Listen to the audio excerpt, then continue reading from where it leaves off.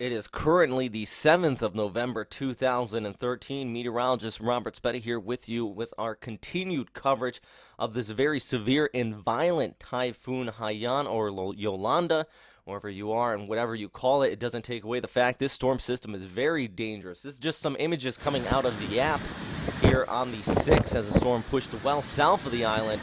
Winds there even gusting up to about 106 kilometers per hour. It pushed just north of Palau during the overnight hours. Still very limited information coming out of here, but conditions are just starting now to improve. Daylight's coming out, so hopefully we get some more information. If you're watching from Palau, please do relay some of that information to us about how the island fared through the overnight hours as this very strong and destructive storm pushed just north of Palau. Now racing off here towards the west. Today's update, we are going to be concentrating on the impacts of this storm system. Later on, also going to touch in on the fact that it also is not going to stop over the Philippines. It will continue to race west and impact those of you there towards Vietnam. Now, first things first, where is it now? Well, just towards the east of Mindanao, moving towards the west-northwest, about 30 kilometers per hour, so moving very fast. One of the reasons why I was very disappointed in the fact that Pagasa did not put out a track until just right around midnight last night, because this is not a slow-moving storm. It is a racing towards the Philippines. Winds right now sustained at 115, gusting up to 165 knots, and that is not at peak intensity. It is expected to get stronger. Violent is the max intensity JMA puts on their warnings, and it's going to be getting stronger than that. Pressure down to 900 HBA. That would be the strongest storm of 2013. Put it in perspective, Typhoon Bofa had a pressure of 930 HBA. The lower the pressure, the stronger the storm. This is actually quite a bit stronger than what Bofa or Pablo was at landfall. So a very severe storm system. Now the good news, I think that people are actually taking this quite much more seriously than that one. And a lot of evacuations have already been in place, and people are getting out of the way of this storm system. Winds of 170 knots gusting up to here by the time this is making landfall. That is over 313 kilometers per hour, and also 120 knots on a 10-minute wind scale. Just absolutely intense. Now, the Joint Typhoon Warning Center expects a gradual decrease in intensity from this point out, actually. Vice JMA expects a increase. Actually, leaning towards JMA on this. I do think it's going to continue to increase just due to the improving conditions out here. We have warm sea surface temperatures, so it really is going to be a very severe storm. Now, right now, JTWC says 150, and it's going to decrease to 135 as far as the max winds and knots. That difference doesn't really mean much when we're talking about winds at this intensity. And we're still going to be having the destructive winds out here. Anything loose, not tied down, will be tossed about there along the eastern coast of Samar over towards Leyte in much of a size, including there in Cebu.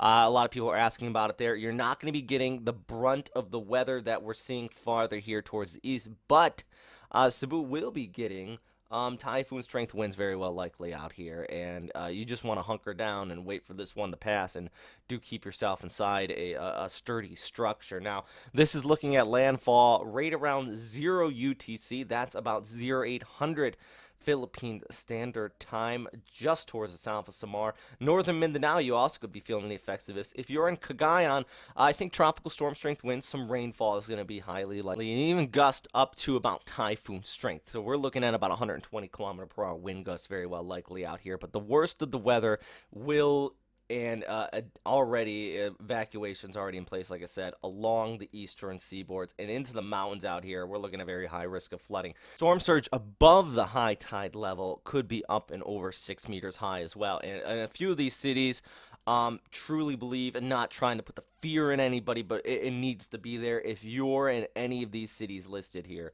right along the coastline, there's going to be some very, very significant damage.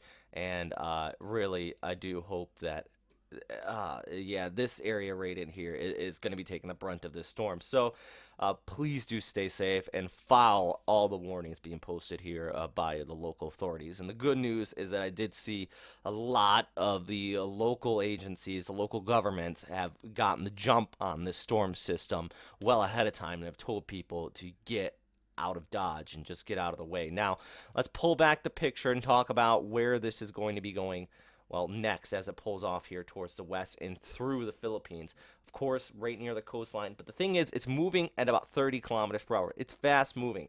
That's the good news. If you remember Washi, a little over a year and a half ago, that dropped such a tremendous amount of rainfall there across Mindanao, and it caused over 1,000 casualties because it was slow moving. This one's moving fast, so yeah, we're going to be seeing some heavy rain. I do think there's a very high risk of flooding, landslides out here, but it is cruising. This is by Friday, right around 6 p.m., making landfall there into the morning hours. So Friday is just shot, but it will be racing off there towards the west at a pretty fast pace.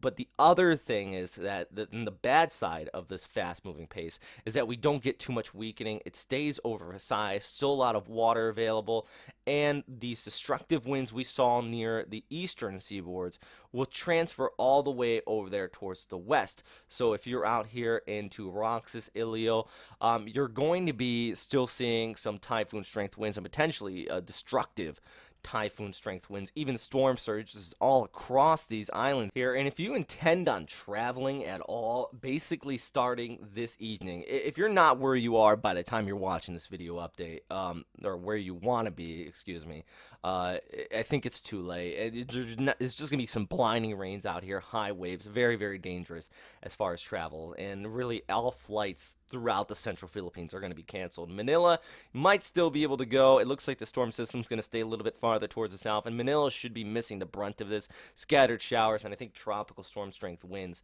are very well possible, but it's Visayas that's going to be taking just the full extent of this storm. Another question I've actually been asked is how the flooding is going to be in Mindanao, especially there in Cagayan, where we have seen the rivers flood through here quite significantly during tropical systems. And once again, the good news, it is moving quite fast, and plus the worst of it's going to be off there towards the north, so I don't think the flooding should be too significant, but we are going to be seeing some river rise, and that goes for most of the region, a significant river rise out here as this does push off there towards the west. So with that said, a 7-minute long update. I also want to touch in on where this is going to be going as it races past the Philippines off there towards Vietnam. Hue Vietnam could be looking at a not only a typhoon, but a very strong to severe typhoon going into Sunday and by Monday morning. So yeah, this storm system is going to be racing over here towards you, and we're looking at a pretty destructive storm system there as well, with a lot of the same threats we're talking about into the Philippines. But now that's just going to be transferred over there towards Vietnam going into Sunday. So a very dangerous storm system there as well, and we want to continue to watch out. Hugh, Da Nang, you're looking at right front quadrant of a possibly equivalent of a 2 to 3 typhoon on the Saffir-Simpson scale, and it definitely, people here already should be making the preparations, because well ahead of time, you know, this one is eventually going to be getting there. So with that said, that is all for right now, everybody. A heads up, Pagasa site has been in and out. Right now it's down. It goes back up every now and then. Either two reasons this is happening. One very well could be the fact that the site is overloaded just due to the amount of requests coming on there. The host and the server can't handle it. My site here at Westpac Weather often does that because I have a low-end server, and if too many people all at once, it tends to crash. The other reason is, and what some people are thinking, it might be some hackers trying to get in there and mess it up, and which just absolutely sad and terrible if that is truly the case. So that is all for right now, though, and please stay safe out there. Continue to check back in at the webpage for more information here at westernpacificweather.com. I'm just scrolling through the various tabs here at the Tropical Information Center. Also check at Facebook and Twitter at Westpac Weather, or you can follow me on Twitter as well at Robert Spetta. And also James Reynolds is out ahead of the storm system, heading down there towards Samar. He's planning on getting right in the right front quadrant, also there with a few other chasers from across the area, actually 3 of them in total, all professionals, all know what they're doing, but all have said this is going to be one of the most severe storms likely of their career. So stay safe out there, everybody, and thanks for watching.